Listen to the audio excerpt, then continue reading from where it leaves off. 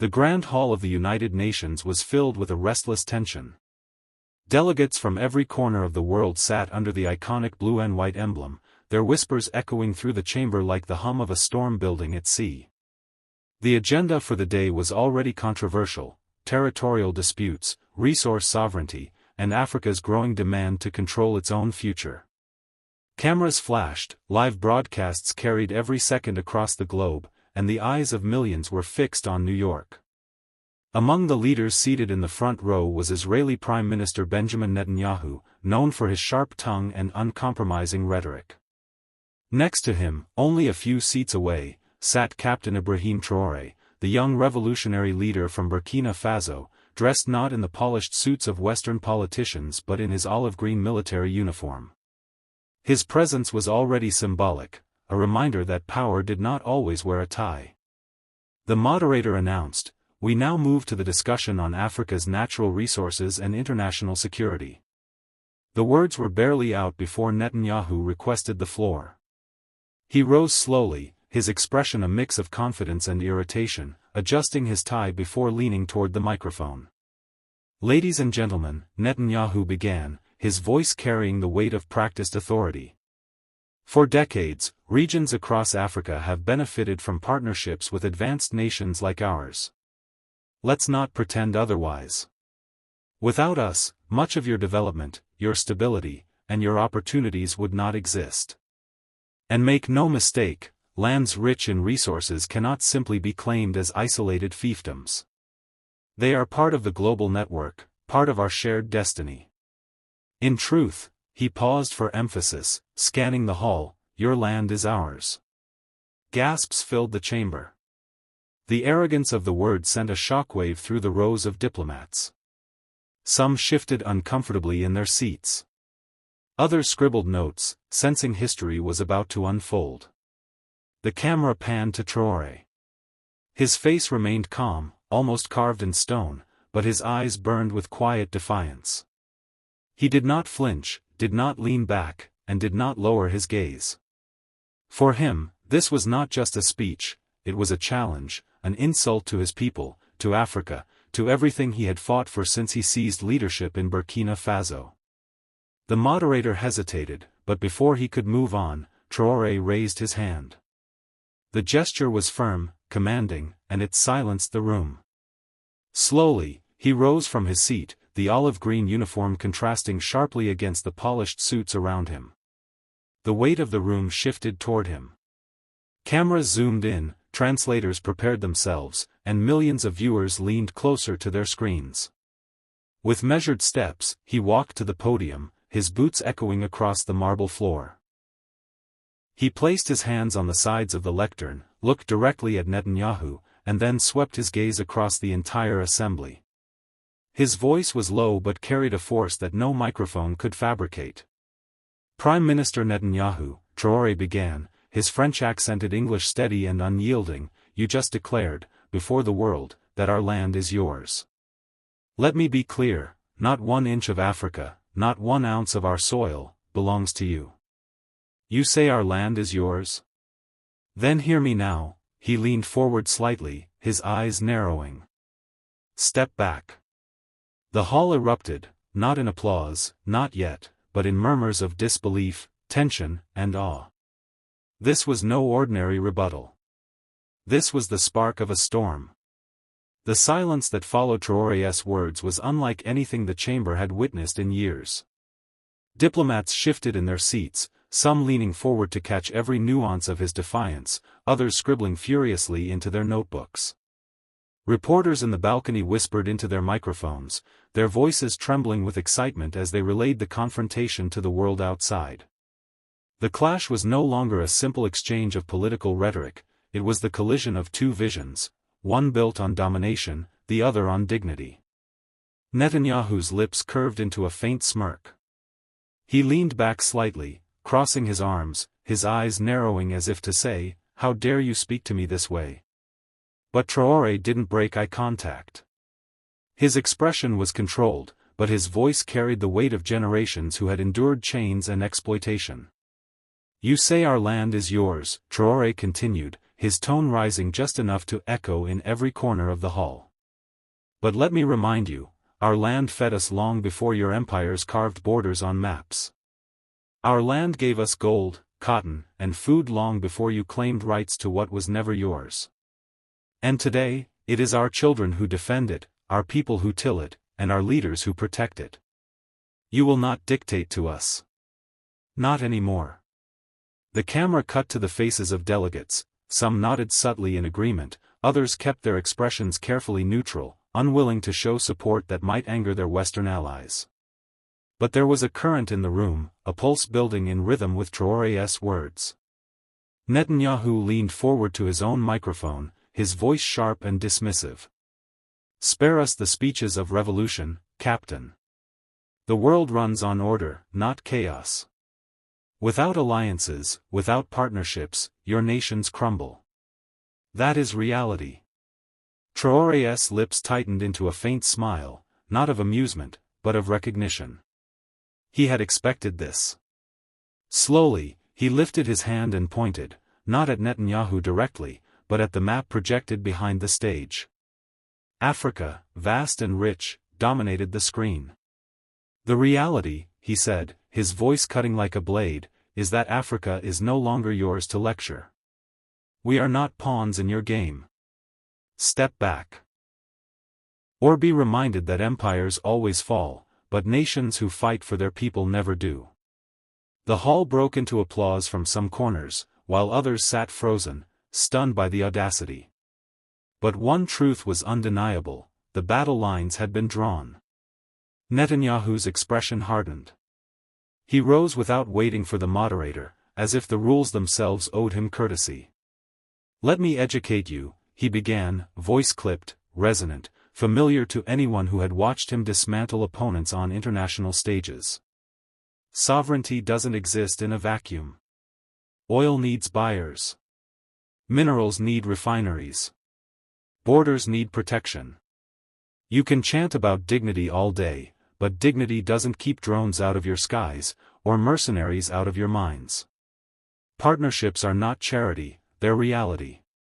A murmur rolled across the chamber. The Israeli Prime Minister held the room with a veteran's confidence, hands steepled, eyes cold. "You speak of empires falling," he went on, "but empires fall when the weak mistake slogans for strategy. When young men confuse defiance with development. You want to be taken seriously? Then build institutions, not speeches." He let the words hang, then aimed the final jab, or keep posturing for cameras, while real power moves elsewhere. The dig cut deep. A few Western delegates nodded. The moderator reached for order, but Traore lifted a palm slightly and the hall obeyed it. He didn't stand right away. He breathed, 1-2 seconds, then rose with the same deliberate calm that had unnerved so many older men who assumed volume was victory. "Reality," he echoed, voice low but amplified, every syllable clean. "Reality is that for 60 years we were told our currencies must be pegged to yours, our budgets approved by yours, our armies trained to guard contracts that never favored our people.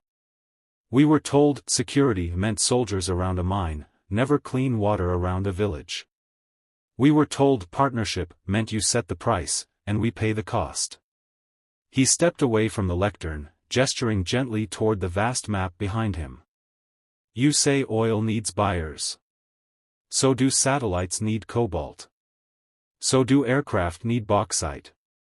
So do semiconductors need rare earths. The global supply chain runs through African soil like veins under skin. You are right, Prime Minister, nothing exists in a vacuum. Not even your power." Applause cracked, then swelled, first from the African bloc, then from scattered seats beyond. Netanyahu attempted an interruption, but Traoré's tempo pinned the room in place. "You advise us to build institutions," Traoré continued. "We are. Local refineries, sovereign wealth funds, regional payment systems, cross-border energy grids. We will trade with whomever respects us, and we will produce what you assumed we would always sell raw. That is not a slogan. That is a blueprint." He leaned in, voice softening, paradoxically more dangerous. And as for drones and mercenaries, understand this. When Africa stops being cheap, war stops being profitable. When we price our worth correctly, chaos loses its sponsors. Silence followed, a charged, listening silence. Somewhere in the press gallery, a camera shutter clicked like a metronome. Netanyahu's jaw flexed. He had expected youthful fire, not disciplined architecture. Traore closed the loop with a line that would ricochet across feeds within minutes. You call us young. Good. Youth doesn't carry your nostalgia for control.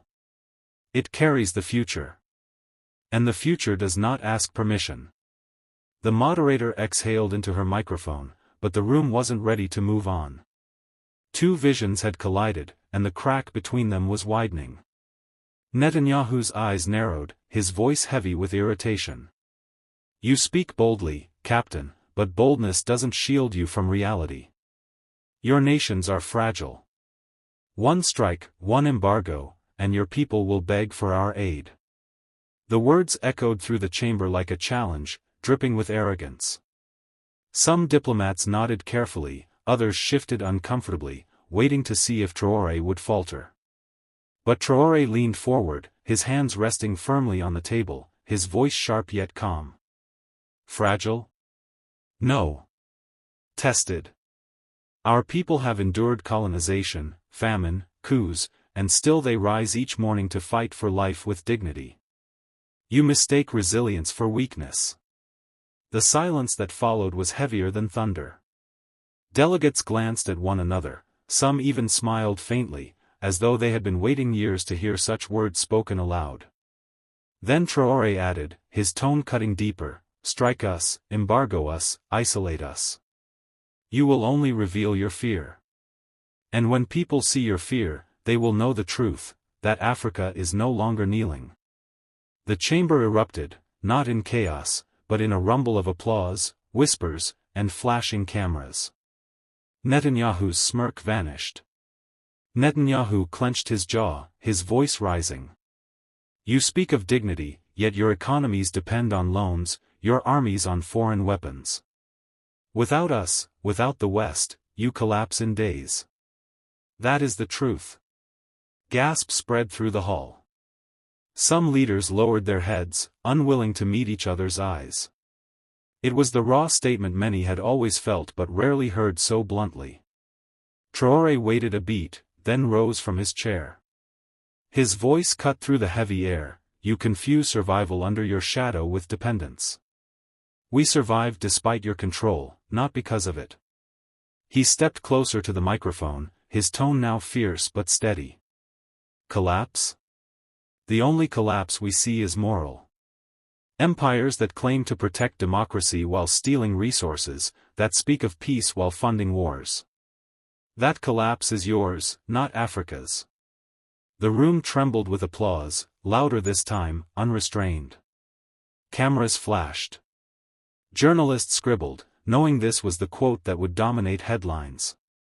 Netanyahu's face stiffened.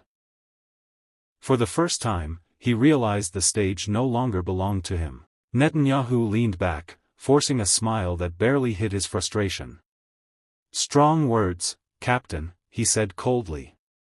But words won't shield you when the markets close, when investors flee, when your people turn against you because of hunger. You can't fight reality. The delegates leaned in. Some thought Traore might finally hesitate. Yet, he did not. His voice was calm, unshaken. Reality, he asked. Reality is that your banks enslaved us with debt. Reality is that your investors drained our mines and left craters in our land. And reality is that our people already know hunger, because of you. So do not lecture Africa about survival. We wrote that book long before you. A wave of murmurs surged through the hall. Journalists typed furiously, some diplomats even clapped despite protocol. Traore finished with a piercing stare, what you call reality, Mr. Netanyahu, is only your illusion of control. And illusions always break. The chamber erupted once more, louder than before. Netanyahu's forced smile faded into silence.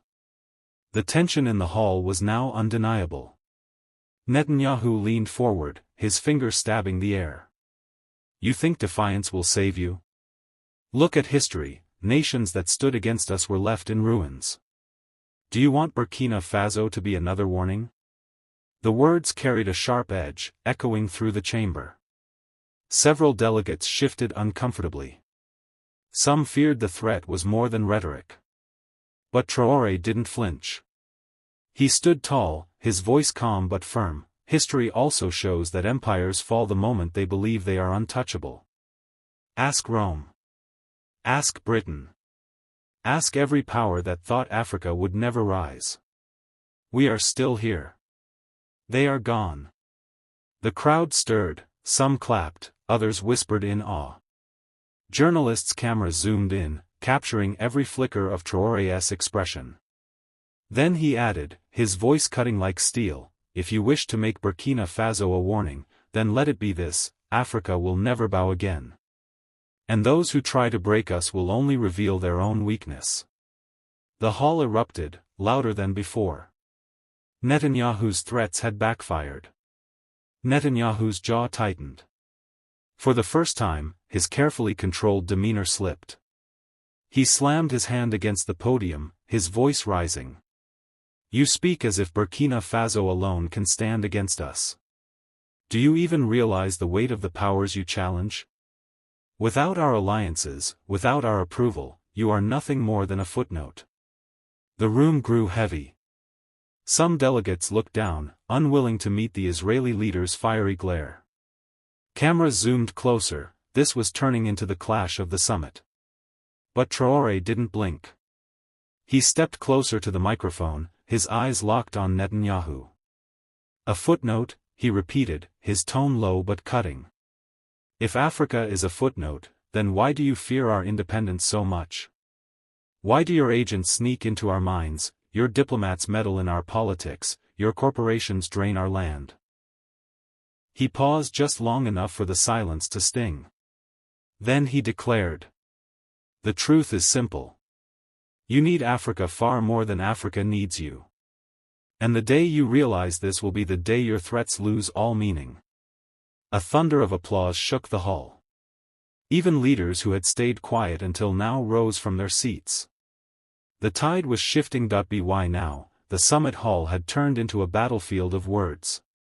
Netanyahu leaned back, his face red with frustration, whispering sharply to his aides. Cameras caught every moment, and millions were watching live across the world. Traore, however, stood firm, letting the silence hang before striking again. Mr. Netanyahu, he began, his voice calm yet razor-sharp, you speak of alliances, of power, of control. But let me remind you, no empire lasts forever. Those who try to dominate others end up prisoners of their own arrogance. He spread his hands slightly, addressing not just Netanyahu, but every leader in the room. Burkina Faso may not have your weapons. We may not have your billions. But we have something greater, our people's will to live free. And no amount of threats, sanctions, or sabotage can erase that. The hall erupted again, this time louder, bolder. Delegates who had been hesitant now applauded openly. Some even stood, nodding toward Traore as if to signal their solidarity. Netanyahu's glare was icy, but it was clear, the room was no longer his. The final moment of the summit was electric. Netanyahu leaned into his microphone, his tone clipped, almost desperate. You will regret this defiance, Traore. History is written by those who hold power. But before the words could settle, Traore stepped forward, his presence filling the hall. His voice rang out clear and unwavering. History is not written by those who threaten, it is written by those who endure. Burkina Faso will not bow, not to you, not to anyone. Our land, our dignity, our future belongs to us alone. The audience exploded into applause. Some leaders pounded the table in approval, others raised their hands in salute. The camera zoomed in on Traoré's calm but fiery expression, and within minutes, clips of his words were spreading across social media. For Netanyahu, it was a moment of silence that felt like defeat. For Traoré, it was the birth of a narrative larger than himself, the story of a continent refusing to be silenced. And as the summit closed, one thing became clear: Africa's voice had just shaken the halls of power. Today, we witnessed more than just a clash of words. We witnessed the undeniable truth that Africa cannot be intimidated, silenced, or erased. They came here thinking threats could bend us. They believed arrogance could overshadow justice. But we proved something far greater: dignity is stronger than power, and unity is stronger than fear. To every African watching, your future is not in the hands of those who try to control you. It is in your own hands. Stand tall. Speak boldly. And never forget that freedom is not granted by others, it is claimed by those who refuse to kneel. Let the world hear us clearly: we are not pawns in someone else's game. We are the authors of our own destiny. And no empire, no matter how powerful, can change that.